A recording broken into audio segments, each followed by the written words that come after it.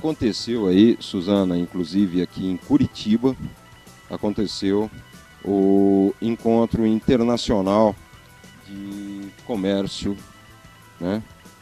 Encontro de Comércio Internacional, na realidade, né? E nós tivemos aí presentes, nossa, só tinha fera do setor, né? As grandes feras do setor. Eu até brinquei com o secretário dizendo para ele que o que estava acontecendo ali era um making off do que vai acontecer na economia, né? E eu gostaria até que você desse uma olhada nessa matéria. Nós tivemos com o secretário de Comércio Exterior, o Weber Barral, né? Ou Weber Barral, e também com o professor Oswaldo Agripino. Eu gostaria que vocês dessem uma olhadinha nessa matéria que aconteceu aqui no Radisson Hotel, né? E muito interessante sobre o comércio internacional. Foi muito discutido isso, tiveram workshops e tal. Então vamos dar uma breve olhadela aí nessa matéria.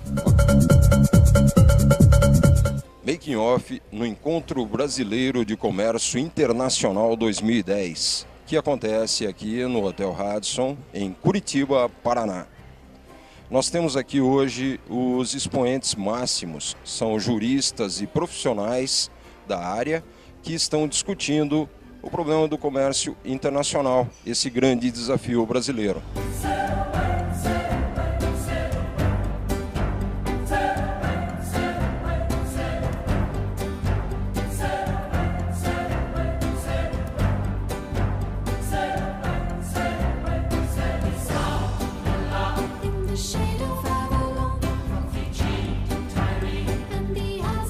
Nós queremos saber agora do doutor Oswaldo Agripino, bom dia, doutor, bom dia. Sobre essa matriz nossa, é poluente e cara.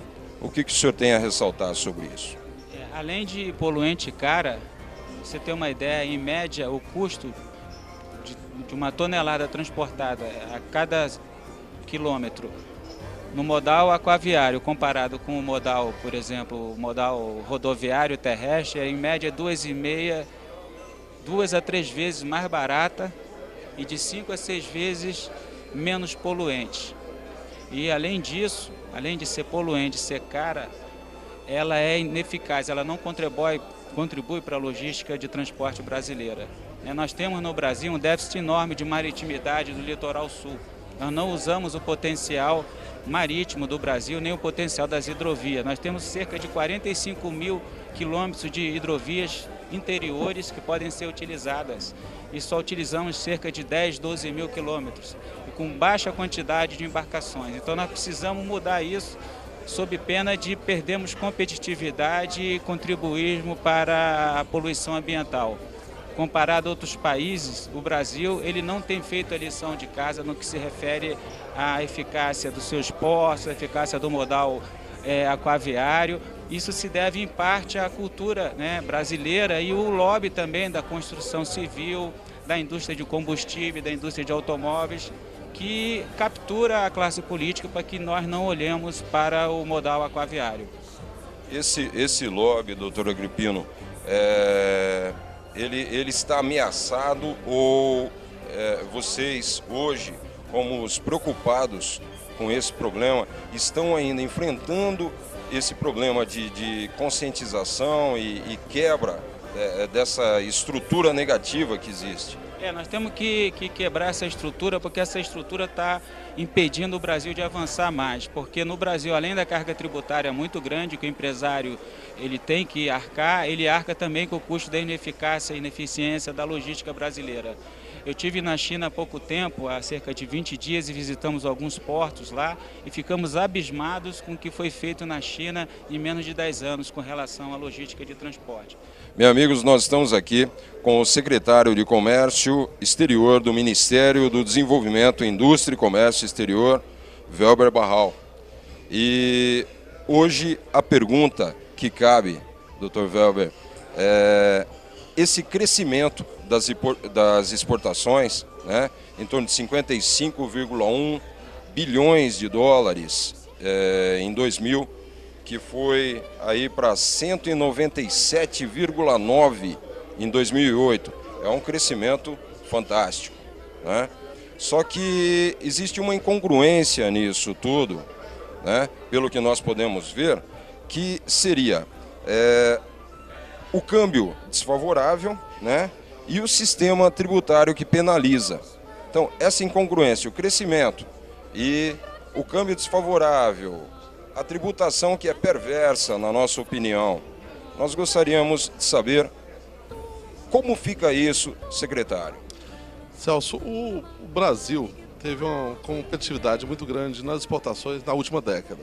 Nós saímos de 100 bilhões de dólares de exportação em 2005 para quase 200 bilhões em 2008. Foi um crescimento muito rápido, com as consequências, ou seja, nossa logística continua a mesma, nós temos um custo de logística muito alto, nós temos um sistema tributário que é dos anos 40, que precisa ser atualizado, e mais recentemente há uma pressão do câmbio justamente em razão do grande ingresso de recursos e investimentos no Brasil, que desvaloriza o dólar em frente à moeda brasileira.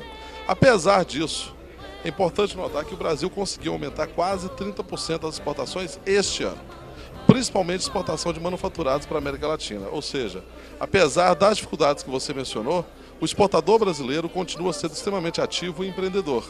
Isso tem se refletido nos números da balança comercial brasileira. Há desafios, eu vou falar sobre isso hoje, há desafios urgentes. Eu indicaria, primeiro, o sistema tributário, inclusive o sistema tributário estadual, que em alguns casos privilegia importações em detrimento da produção nacional. A questão logística, que faz com que o Brasil tenha um custo logístico muito alto e demande investimentos céleres, principalmente em portos e aeroportos. E, de outro lado, a questão da burocracia. Nós temos que eliminar a burocracia, porque burocracia é custo, é perda de tempo e perda de competitividade. Estamos aqui com o Gabriel Lima, que é coordenador do EBSinter e presidente do Inter, organizador deste evento. E nós gostaríamos de saber, Gabriel, o que acontecerá, o que poderá mudar, ou até que ponto esse evento, até onde ele vai interferir, né, no comércio internacional, nas partes aqui todas presentes, vai atingir até que ponto o objetivo daquela evolução dentro do comércio internacional que é tão necessário no Brasil nesse momento. Bem, o objetivo do evento é propiciar conhecimento sobre a prática do comércio internacional, conhecimento esse que é muito importante para o desenvolvimento do nosso país, né? Nós precisamos aprimorar muito e difundir esse tipo de conhecimento, né?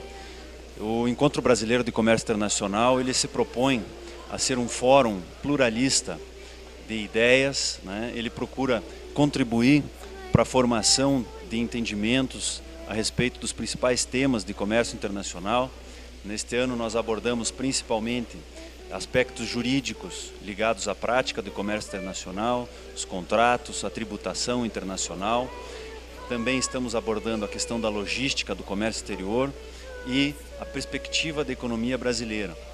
A partir desses eixos da programação, e com o diálogo entre a sociedade, o Estado, os agentes públicos, né, e todos os participantes desse evento, nós esperamos poder contribuir para a evolução e para o amadurecimento desses temas, né, e, consequentemente, para o desenvolvimento do comércio internacional brasileiro.